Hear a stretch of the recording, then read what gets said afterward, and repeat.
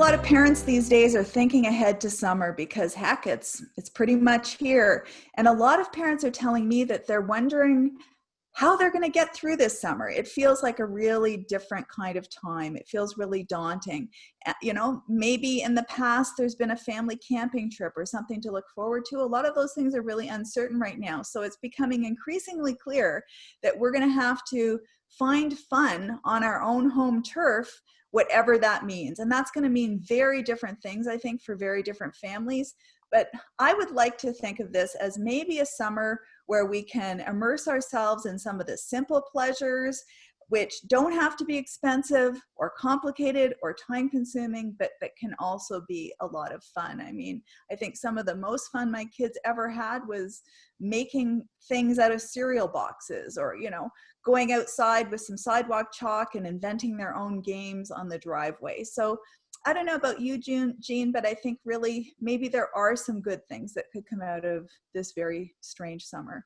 Yeah, I agree completely, Anne. I think that if we could have a comeback of play, I think we would be able to say, well, there has been a silver lining or some kind of silver lining to this. Because what we know is that kids are not playing as much as they used to in years gone by. You know, it's not just an urban myth. People have actually been studying it.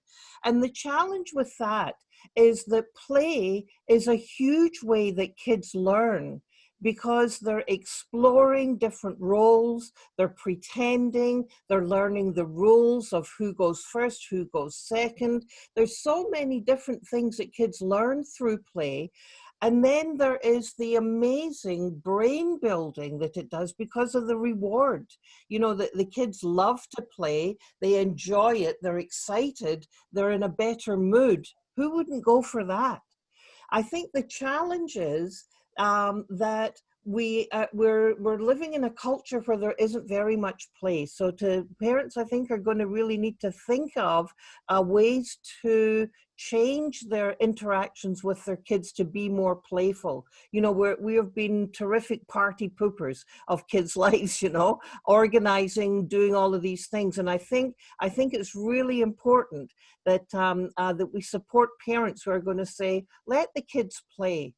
Now, if you're well-to-do, you've got lots of opportunities. But I sometimes wonder about families who don't have green space very nearby that the kids can run and play. And so they're thinking about ways, like you mentioned, about how can you play at home, in the house, with board games that you can borrow from the library, or even kids can have tons of fun just with pickup sticks. I remember paying for hours and hours and hours with pickup sticks. So keeping it simple is possible, but it's the playfulness that we really need to be thinking of introducing back in our lives, I think. And when I hear you say that, Jean, I just think about that imaginative element so much. Like, as a kid, I loved inventing my own board games. And I think in this moment, when we're facing so many challenges in the world, we want our kids to emerge from childhood being able to imagine new possibilities. Because if they don't have that capacity, we're going to get stuck in the same old ruts and the same old patterns that haven't been working. So maybe this could be the summer of play and imagination and new possibilities, not just for our kids and our families, but for the entire world. Oh, I love that idea. Here we are, the optimists unite. Let's hope. Yeah, great. Thank you.